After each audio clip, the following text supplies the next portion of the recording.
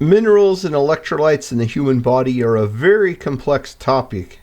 I've already mentioned metallothionein when I was talking about orotic acid previously, but zinc is much more important than that.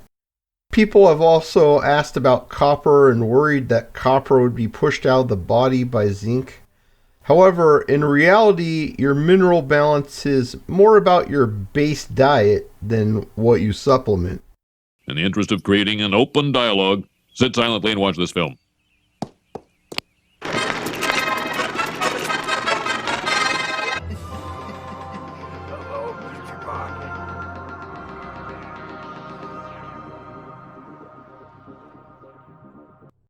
Zinc is one of the most important antioxidants in the body, especially when it comes to gut inflammation and neuroinflammation.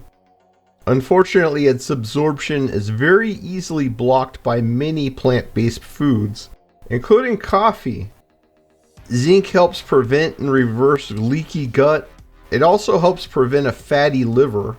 In turn, a fatty liver causes zinc deficiency, and many symptoms of fatty liver disease are actually caused by zinc deficiency. Have cracked skin on the bottom of your feet or bad skin in general? This is often due to zinc deficiency driven by a fatty liver. Zinc is required for all cell growth, so if you want to have good skin, zinc is absolutely vital. This is a big part of why a plant-based diet leads to awful skin, but there's a laundry list of reasons for this, so I'll make a separate video on it someday if there's any interest. Zinc is also needed for the creation of testosterone in the body, and while people will point to soy as the reason many men today are rather lacking in testosterone, I think that zinc deficiency is a much bigger problem, especially in poorer areas of the world where they just can't afford any meat in the diet. Since people are eating less and less meat and other animal products today, they're more and more deficient over time. Perhaps even worse is that plant-based foods block its absorption, and they do it very strongly. It only takes 1 cup of coffee to completely block your absorption of zinc. Vitamin C is a very strong mineral blocker too, and it can cause many issues with absorbing minerals. Glucose and fructose also have this unfortunate effect as well. Thankfully, the DHAA in meat, that is the dehydroascorbic acid, doesn't have this effect, and that's the animal form of vitamin C, and that's the form your body actually uses. It can't even take in so-called vitamin C or ascorbic acid. It has to be turned into DHAA first. Ironically, while vitamin C is promoted as an antioxidant, it interferes with both copper and zinc absorption, both of which are absolutely critical for cleaning up free radicals in the human body. And in reality, vitamin C greatly impairs your ability for your body to detoxify free radicals. Zinc has also been studied for cognition, insomnia, autoimmune conditions, mood and behavior disorders, blood pressure, and interestingly, for immunosenescence. Since it has such a profound effect on free radicals in the body, as usual with the cheaper supplements and nutrients, it is largely ignored by anti-aging advocates who like to promote things that cost a lot of money, basically. Since the easiest way to get it is through animal products, especially liver, the corporate world also doesn't want to encourage you to take it. That cuts into the profits of the food industry and the medical industry. Of course, the irony is if your skin is horrific enough to require a dermatologist, then topical zinc is the first thing they reach for. And this works for both infections and many autoimmune conditions. Zinc also protects your immune system itself from damage-related aging. And once your immune system ages, it's game over because your body can't repair the aging to the rest of the body anymore. In short, being low on zinc is one of the worst things you can do to your body. In fact, there's just so much information out there, I doubt this is going to be my last video on zinc. Zinc also increases HDL and is sometimes prescribed by doctors for this purpose. And it's also going to help you get rid of plaques and stuff like that as well. In recent years, zinc has become very popular as an immune system booster.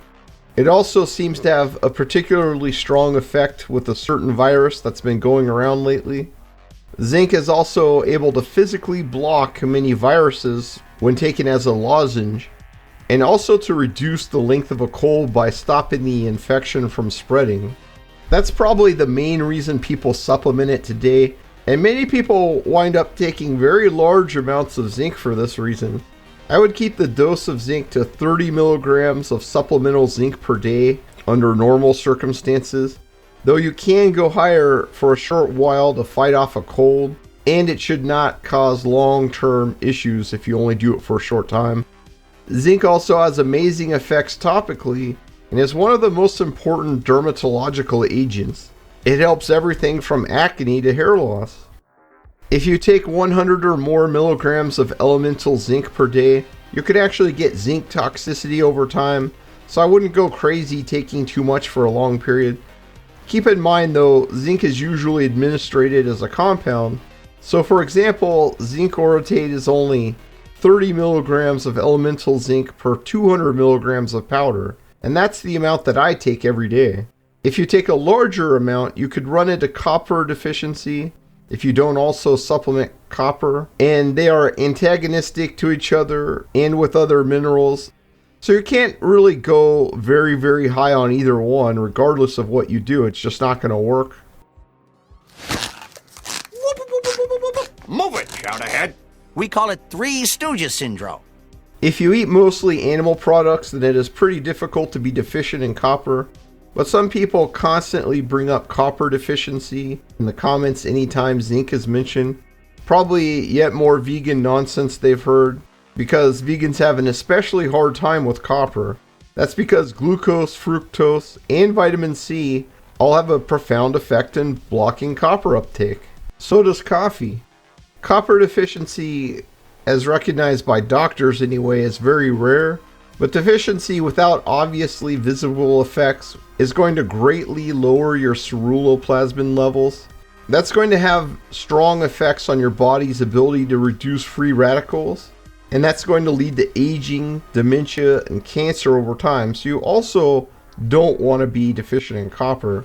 On the other hand, copper is becoming a worrying soil contaminant over time, especially copper sulfate, which is what they spray organic crops with. Comically, people who promote the lethal poison glyphosate claim that copper sulfate is much more toxic than glyphosate. The level required for immediate lethality is lower for glyphosate, but copper does not cause any issues at all at low levels. But even very small amounts of glyphosate are neurotoxic in a dose-dependent manner and also cause endocrine disruption issues. Not to mention, they lead to the creation of ineffectual ceruloplasmin, which will have the issues I mentioned before.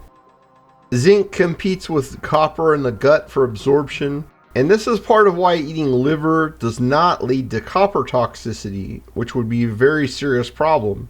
If you take some liver once a week or even once a month, and you avoid carbs and vitamin C in that meal, you should actually be totally set for both copper and zinc without getting too much of either one.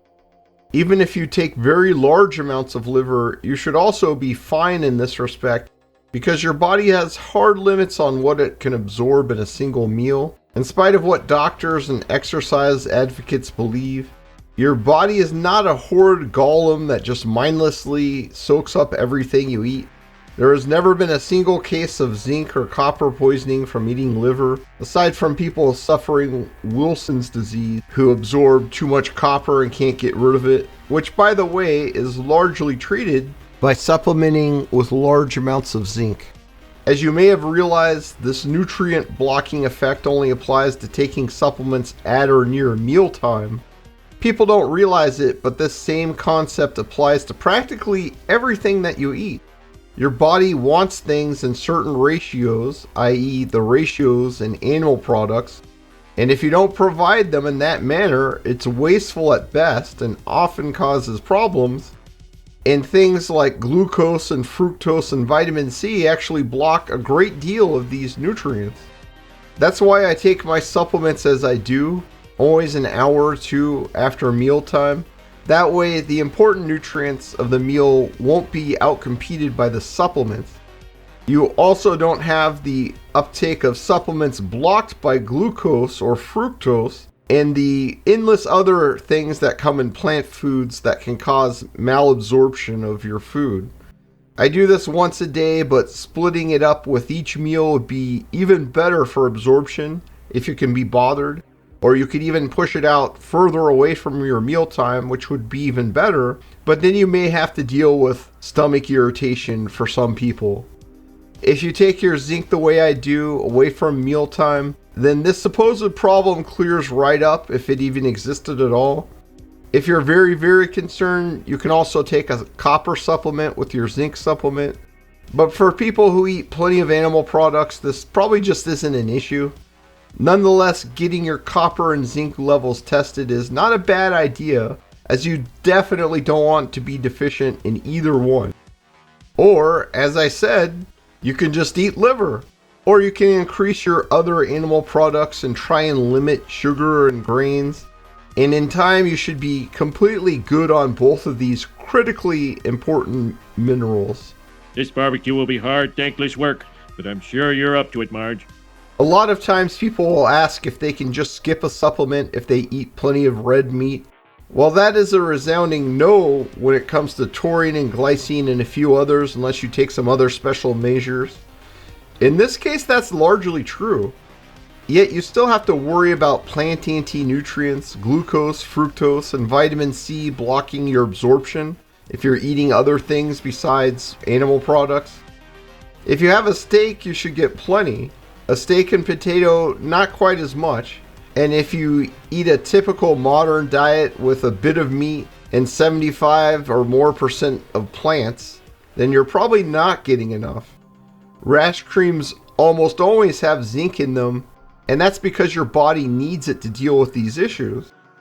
It's also needed for many other skin and immune issues as well. So if you have bad skin or get sick a lot, or you're a man and you feel you have low testosterone, then supplementing zinc is a no-brainer.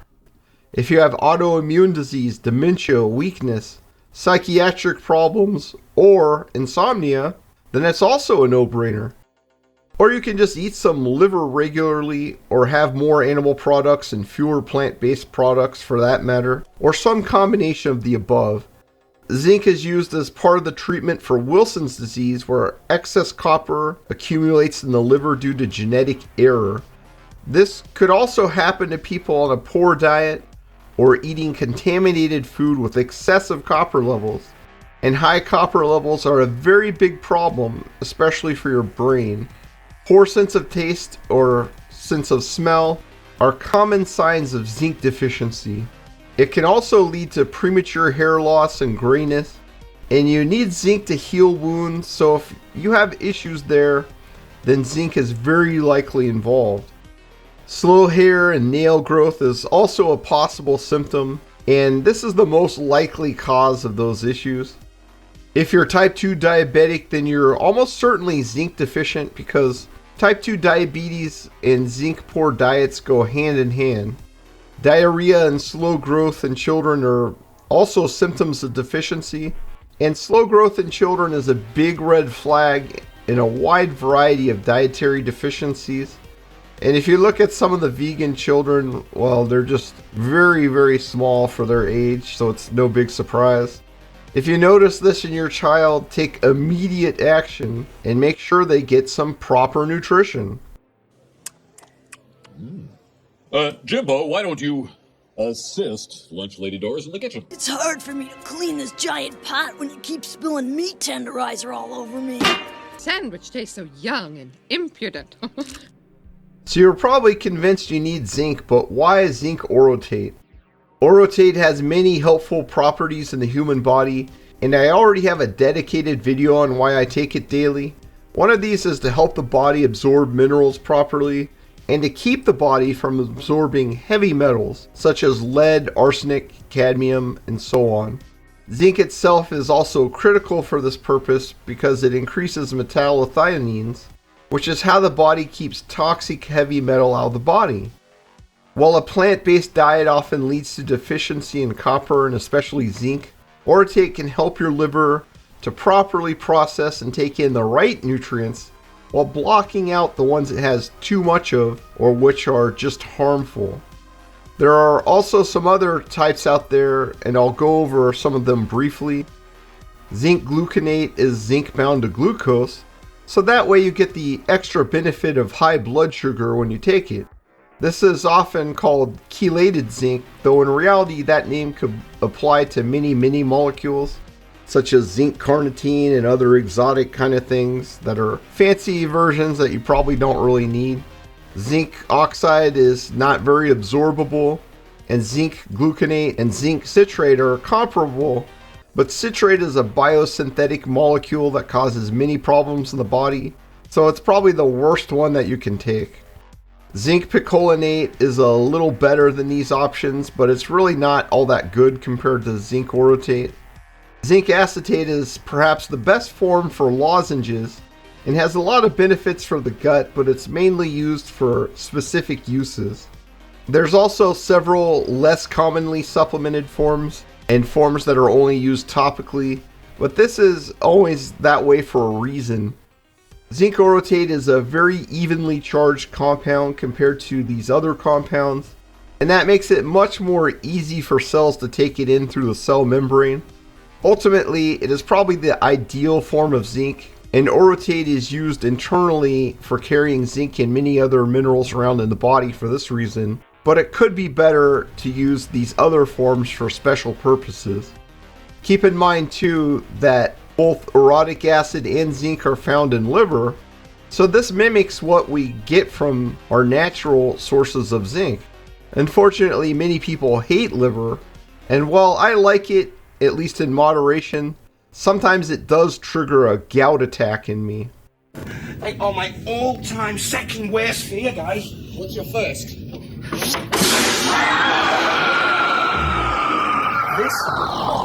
To summarize, zinc orotate is the most absorbable form of zinc, and orotate is a very useful compound in its own right.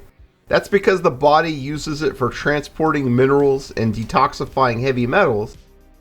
Zinc is critical for aging well, as it is crucial for neutralizing free radicals, especially in the gut, brain, and immune system. Low levels of zinc lead to immunosenescence, which dramatically speeds up aging. This includes gray hair, wrinkles, and hair loss. Zinc has many benefits, especially for your skin, wound healing, and your immune system. Elemental zinc intake should be limited for most people to around 30 milligrams a day, which is the amount of elemental zinc in 200 milligrams of zinc orotate. Zinc and copper are both easily blocked by plant-based foods, including vitamin C, phytates, glucose, and fructose, so deficiency in both is very common in people with a plant-heavy diet. Plant-based diets also generate more oxalates in the body, and this is worsened by zinc deficiency, as zinc is needed to both prevent this and to remove them from the body. While zinc can drive down copper absorption if you take large amounts, most people today have too much copper, or else they're low on both due to eating a government-approved corporate kibble diet. Taking a small amount of copper with your supplement can prevent this, or simply taking it away from mealtime. Or you can just take more liver on a regular basis, which is an excellent source of both copper and zinc, and will ensure you have the proper levels of both without getting too much. A modern diet full of large amounts of plant foods, or so-called healthy diet full of oxalates and other anti-nutrients, can lead to mineral deficiency, and unfortunately the supposedly healthiest plants like spinach are actually the worst offenders. Thankfully, animal foods like liver have all the minerals we need in the proper proportions, along with nutrients like orotate, which are required to absorb them properly. Don't kid yourself, Jimmy. If a cow ever got the chance, he'd eat you and everyone you care about. Wow, Mr. McClure. I was a grade A moron to ever question eating meat.